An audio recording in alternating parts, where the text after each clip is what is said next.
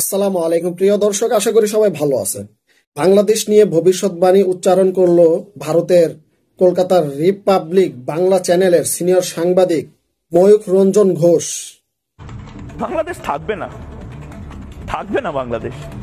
আমি বলছি না আজকে আমি চিৎকার করবো না, আমি আজ রেগে কোনো কথা বলবো না, আমি অভিমান করছি, আমি শোকাহত। সালা ছুটিয়ে লাল করে দেব। তোমরা বুঝি মানুষ হবে না? বলো দেখিনি, মানুষ হবে না তোমরা? এতবার করে বললুম যে তোমরা কথাবার্তা একটু সাবধানে বলো, তোমরা সাবধানে কথাবার্তা বলছো না। সালা আমাদের কি মাথা বিগড়িয়ে দিবে তোমরা? বলো দেখিনি, ছুটিয়ে লাল করে দেব। বাংলাদেশ থাকবে না, তোমরা থাকবে, সেভেন সিস্টার থাকবে, আসাম থাকবে, কিছুই থাকবে না। বাংলাদেশ যদি না থাকে, ভবিষ্যৎবাণী করলে তাহলে তোমরা কিভাবে থাকবে দাদারা বলো? তখন তো দুটিও খুঁজে পাবে না পালাবার।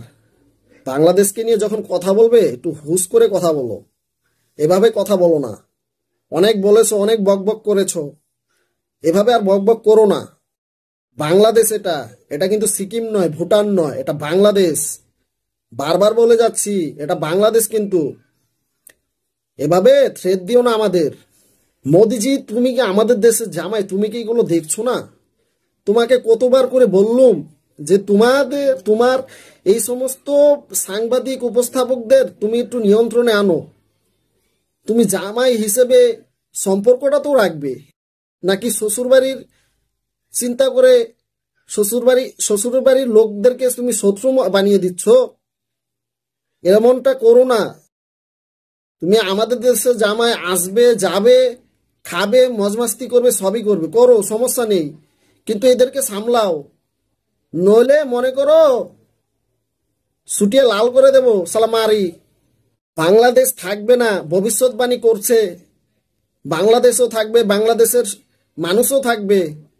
চুলকানিটা কোথায় এদের বলো?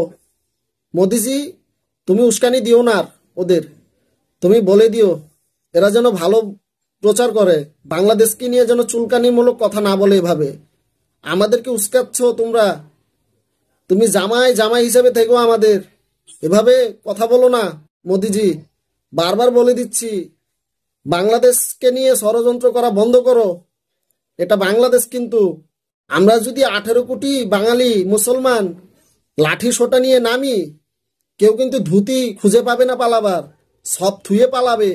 বাংলাদেশকে ভবিষ্যৎবাণী করো তোমরা কে?